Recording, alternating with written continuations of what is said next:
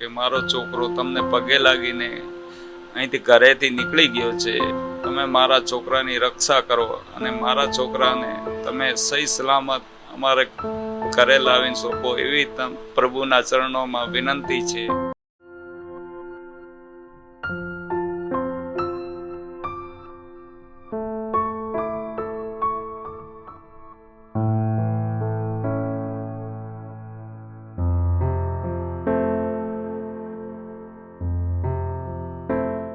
બસ એ જલ્દી ઘરે આવી જાય, ક્યાં બી હોય ને કોઈ કશું નહીં કે મમ્મી પપ્પા કે કોઈ કશું નહીં પૂછે, બસ એ ઘરે આવી જાય જલ્દી. બહુ દુઃખ થાય છે, જમવાનું નથી ભાવતું, ઊંઘ નથી આવતી, કોઈ દિવસ બસ રડું જ આવે છે. ખબર નહીં એટલે તો એ ગતો રહ્યો છે.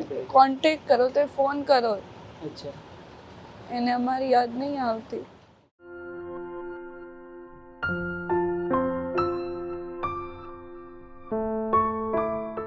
પહેલા તો મારા ઠાકોરજી શ્રી ગોવર્ધનનાથજી શ્રી દ્વારકાધીશ પ્રભુને વિનંતી કરું છું કે મારો છોકરો તમને પગે લાગીને અહીંથી ઘરેથી નીકળી ગયો છે.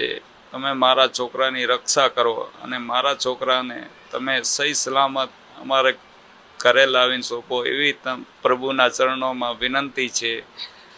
અને મારો છોકરો મને લાગે છે આધ્યાત્મિક માર્ગ તરફ વળી ગયો છે. એ ક્યાંય ભક્તિના માર્ગમાં જવા ઈચ્છતો હતો. અમને લાગે છે એ કોઈ જગ્યાએ આશ્રમ ધાર્મિક સ્થળ કોઈ બી જગ્યાએ જઈને મને લાગે ત્યાં ભક્તિ કરતો હશે એવી મને આશંકા છે. પણ મારા દીકરાને હું વિનંતી કરું છું, બેટા હું પણ સેવા કરું છું, ઠાકોરજીની પૂજા કરું છું. જો તારે આ જ કરવું છે તો બેટા તને કોઈ જાતનું પ્રેશર નહીં કરું. તું ઘરે આવી જાય એકવાર. બેટા તારી મમ્મી જમતી નથી, તારી મમ્મી ખાતી નથી, તારી મમ્મી પીતી નથી, તો એકવાર ઘરે આવી જા.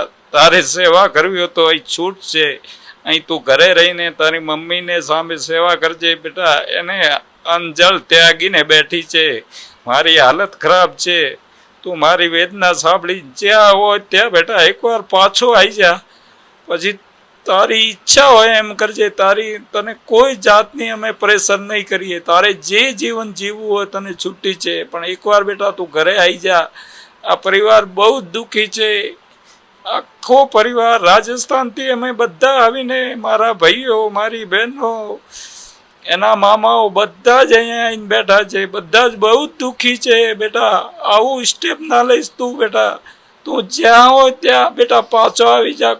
તને કોઈ જાતનું પ્રેશર નહીં, કોઈ કશું નહીં કે બેટા એકવાર તું. અને અહીંયા ઠાકોરજી છે, અહીંયા ઠાકોરજી તને સેવા કરવામાં મોકો આપશે. બેટા અહીંયા તારું જીવન સાર્થક થઈ જશે. અહીંયા સેવા છે ઘરે, તું લાલાની સેવા કરજે.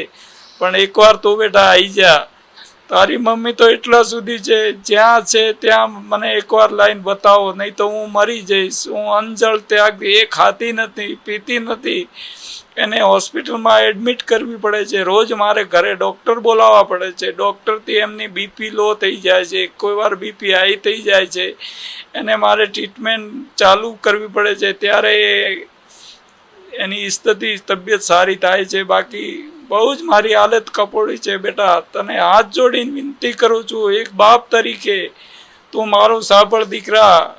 હું ઠાકોરજીની સેવા કરું છું, હું આ વસ્તુને સમજું છું. તું મારી વેદના સમજ બેટા.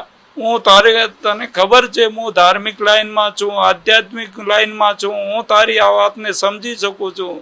તું જ્યાં હોય ત્યાં બેટા, જ્યાં હોય ત્યાં આવીને ફોન કર, અમને જાણ કર. અમને તારાથી ના અવાય તો અમે તને લેવા આવી જઈશું બેટા. અને તને કોઈ કશું નહીં કે તું ગયો છે. તું એવું ન જાણતો કે હું શું મોઢું બતાવીશ. કોઈ જાતનું તને એમે નહીં પૂછે કે બેટા તું કેમ ગયો હતો. તું એકવાર ઘરે પાછો આવી જા.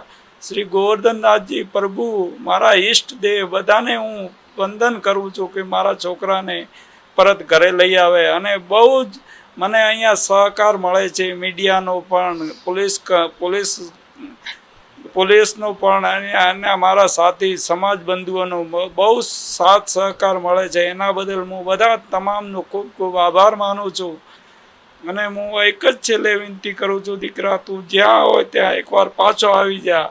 તને કોઈ તારે રિઝલ્ટ ભણવામાં કોઈ જાતનો અમે પ્રેશર નહીં કરીએ. તું એકવાર ઘરે આવી જા, જે તારી ઈચ્છા હોય એ કરજે, અમે કોઈ તને રોકટોક પ્રેશર નહીં કરીએ. જય શ્રી કૃષ્ણ.